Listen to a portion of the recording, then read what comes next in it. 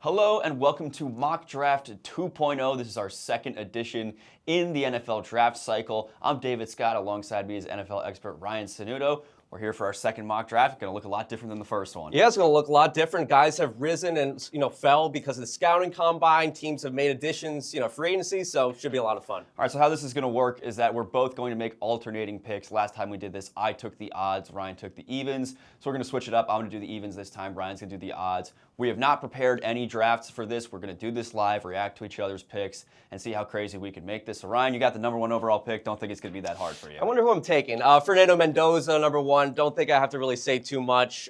He's only a Heisman Trophy winner.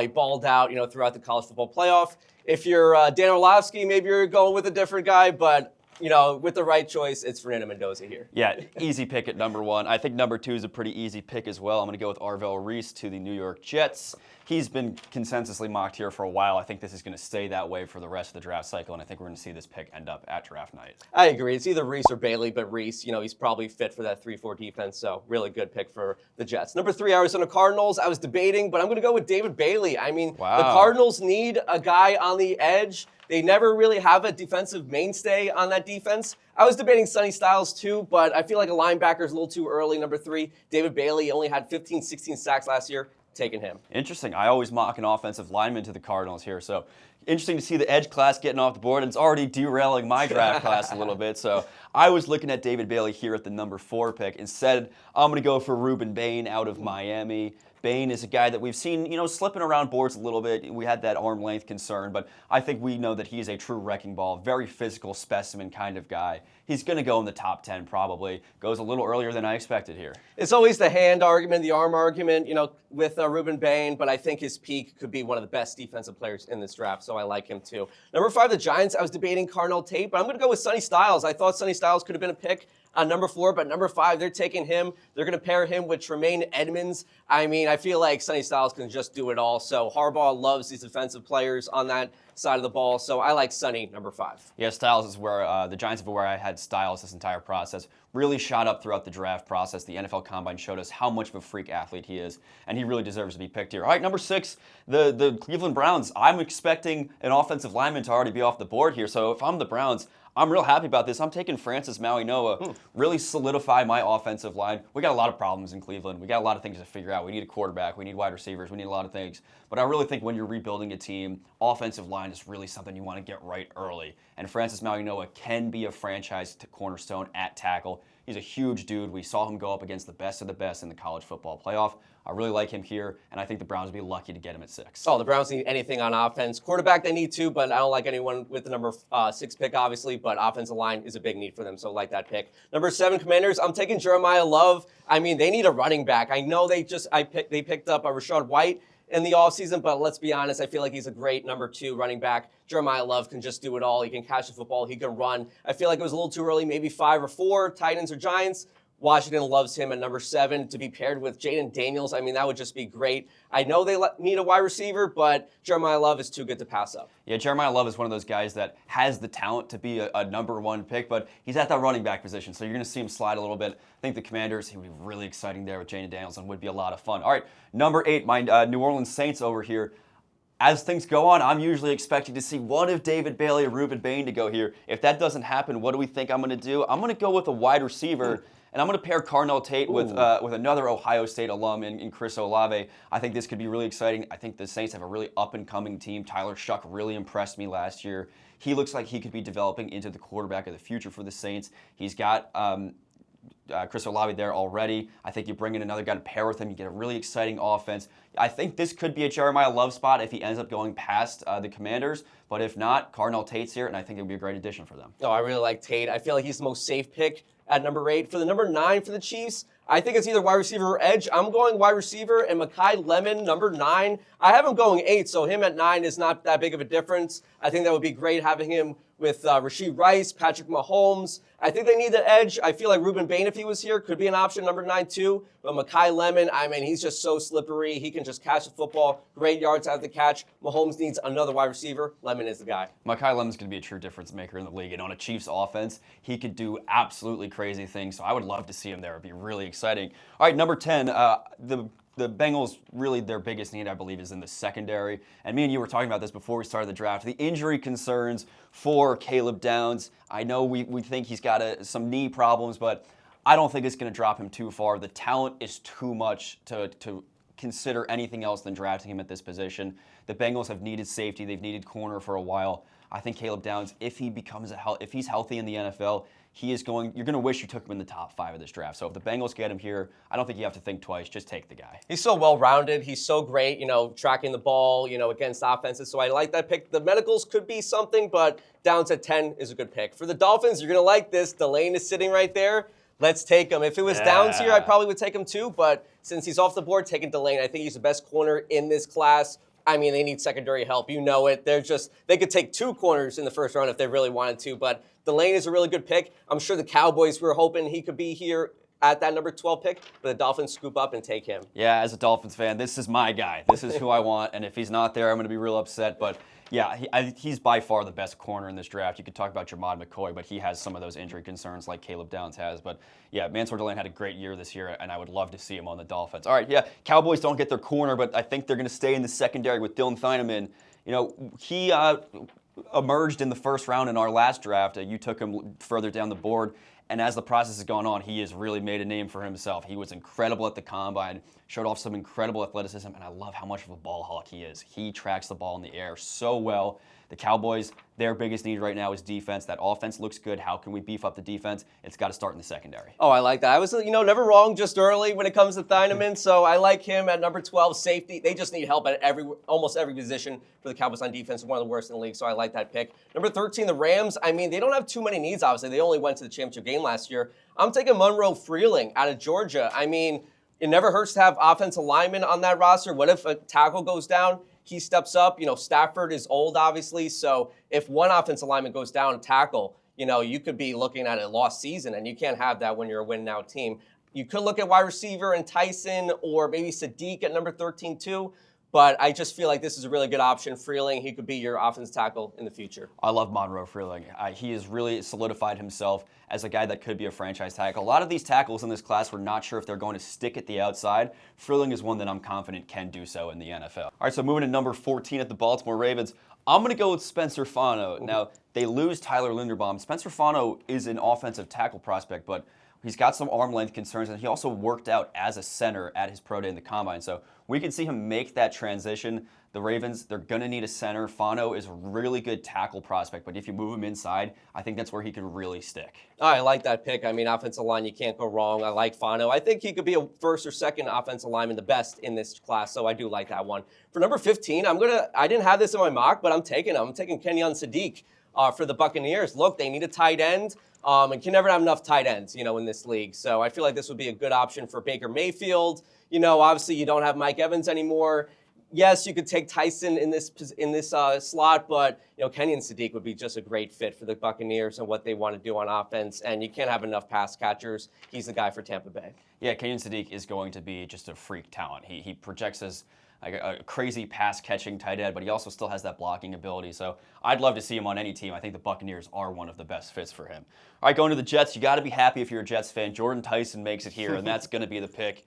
The Jets are desperate for a wide receiver alongside Garrett Wilson. I think Tyson can be a wide receiver one on any team. It just depends on his health. He's got some chronic health issues. He's been pretty banged up throughout the course of his college career. But if he puts it together, he's going to be a great wide receiver. And I think the Jets at 16, you're willing to take that gamble on Tyson. Oh, I love that pick. I mean, he could be a top 10 pick if it wasn't for the injuries, but they need wide receiver help after Garrett Wilson. You have Mitchell in that wide receiver room, could be a nice wide receiver 3. So they could take a quarterback, but I don't see it. I feel like Ty Simpson is a little too early for this one, so I do like that pick for Tyson. Number 17, I'm going to take Proctor. I feel like the Lions could use a tackle with this pick. Obviously, Decker retiring. So the Lions, you can never have enough offensive line help. And Caden Proctor out of Alabama, when in doubt, take an Alabama tackle. I feel like that's a good option for Detroit. Caden Proctor is one of my favorite prospects in this class just because he's a huge dude. He is absolutely monstrous. And when you got an offensive tackle, I just love size in there. And he looks like he could bully anyone. So I would love to see him on the Lions. They have that,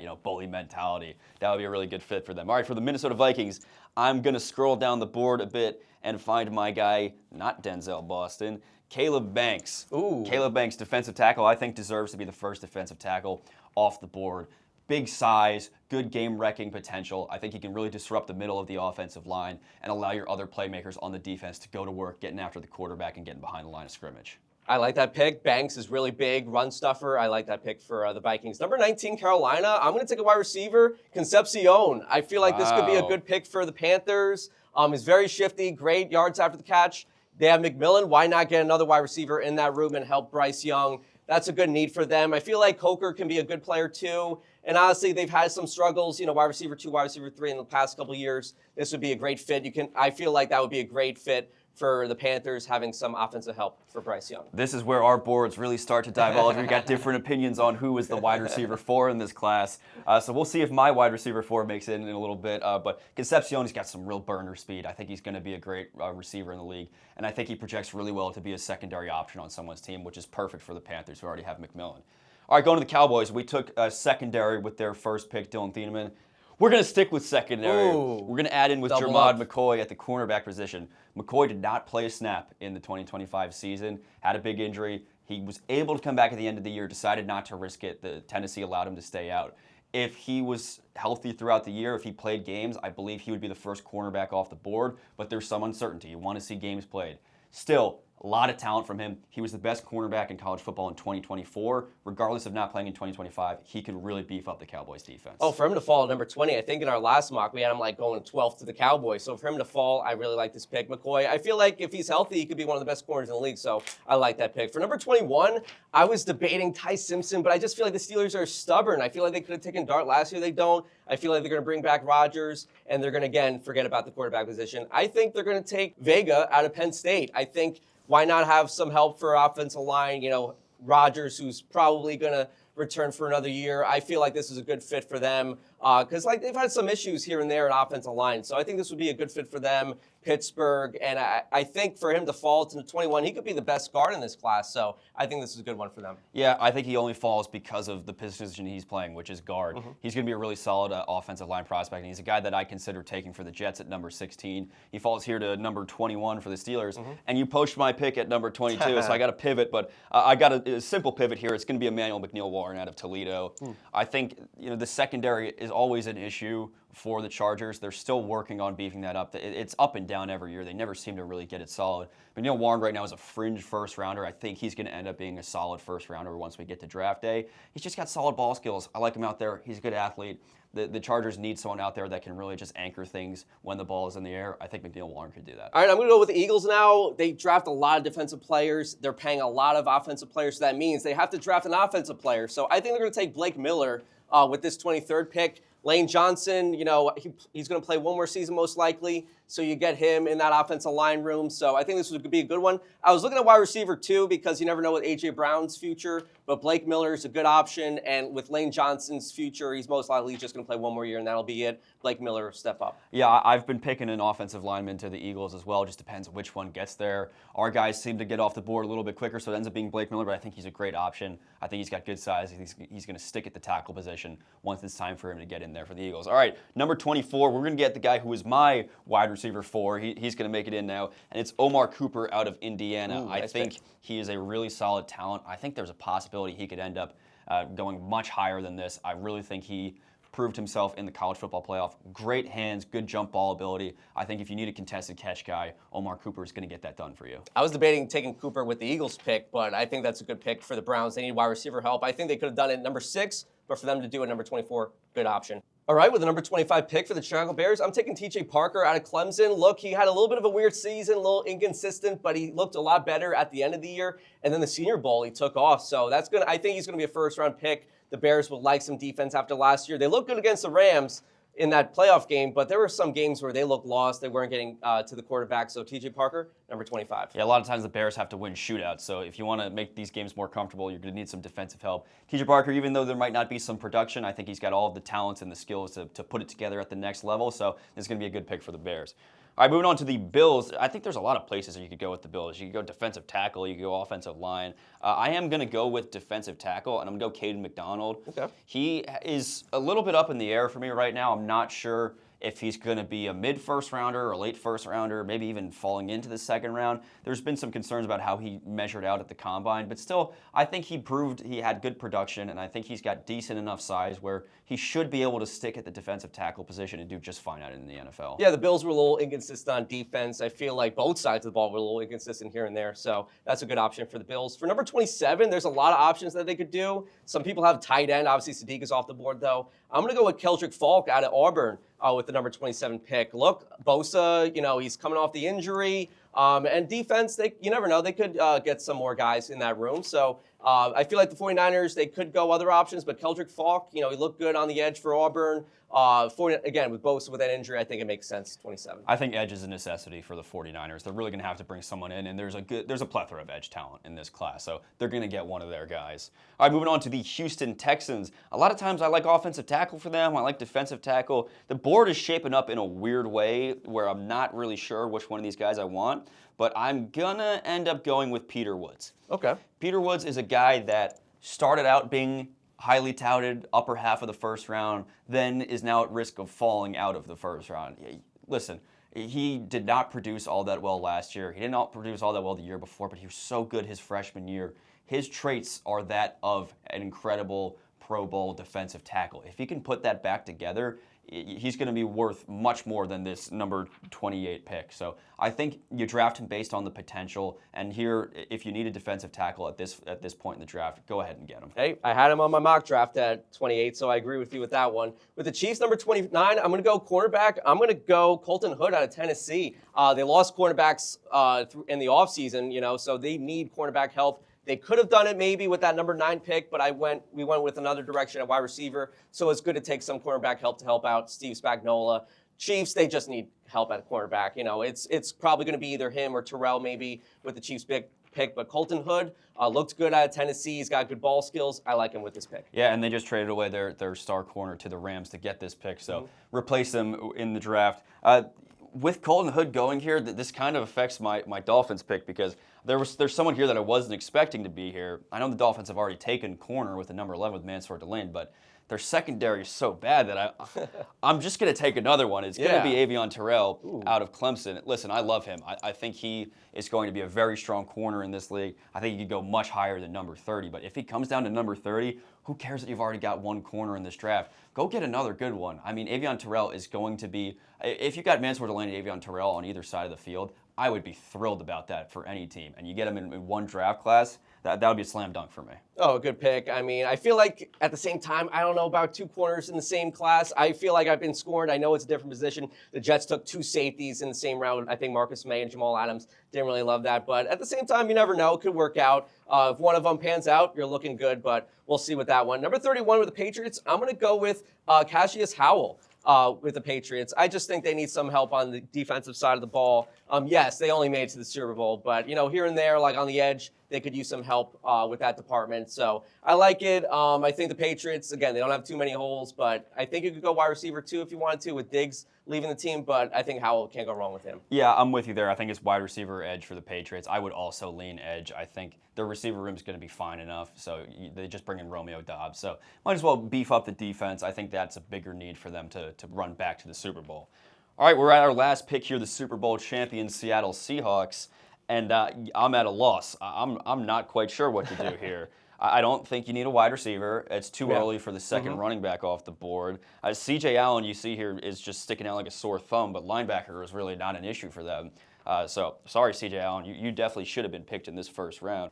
I'm going to go with Akeem Mesidor. Okay. Mesidor is a guy that is kind of up in the air simply due to his age. He was a game wrecker at Miami. He looked really good in the college football playoff.